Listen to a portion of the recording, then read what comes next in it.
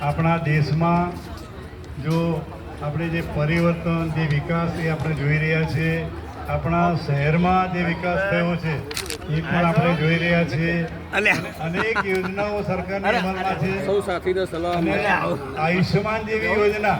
આજે મારા ઘરે એક અમારા 14 સેક્ટરના કાર્યકર વિનોદભાઈ આવ્યા. મને કે અંકલ કે 70 વર્ષ ઉપર હોય ને અને આયુષ્યમાન કાર્ડ મોદી સાહેબે ફ્રી કર્યું છે એટલે ફોર્મ ભરવાનું છે. એટલે આવી અનેક યોજનાઓ આ સરકાર દ્વારા આવી છે અને ગરીબોને ઘણા બધા લાભ મળ્યા છે.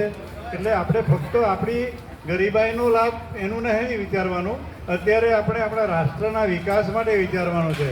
આપણો દેશ કેવી રીતે આગળ વધે, આપણા દેશનું સુકાન કેવા માણસો પાસે જાય કે જે જાતિથી પર હોય, બરાબર, જે આતંકવાદને નાથી શકે અને આ દેશના નાગરિકોને કોરોના જેવી જે પરિસ્થિતિ ઊભી થાય તો એવી પરિસ્થિતિમાંથી પણ બહાર કાઢે એવી સરકાર અને એવા વ્યક્તિઓના હાથમાં આપણે શાસન મૂકીએ, એમના પર વિશ્વાસ મૂકીએ એવી આપ સૌને હું અપીલ કરું છું. મને તો મોદી સાહેબની એક ઘટના કહીશું આપને કે ભાઈ આપણા મોદી સાહેબ કેમ વડાપ્રધાન બને, બીજા કોઈ કેમ ન બને. એટલે જ્યારે હું પોરબંદર મારી જોબ હતી ને 3 વર્ષ, તમને એમ થશે કે સાહેબને એમણે સન્માન કર્યું એટલે આ ઘટના કહી રહ્યા છે, પણ ના, એવું નહીં. કેટલી બધી કુશાગ્ર બુદ્ધિ, કેટલું બધું માઇક્રો વિઝન એમનું કે હું ત્યાં શાળા અને કોલેજોમાં છે ને વ્યસન મુક્તિના કાર્યક્રમ કરતો.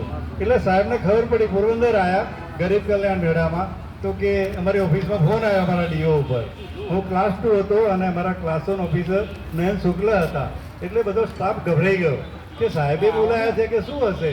એટલે મારો 2:30 વાગે નંબર આવ્યો, કેમ કે સાહેબ ત્યાં આવ્યા એટલે ત્યાંના કાર્યકરોને મળે, ધારાસભ્યોને મળે.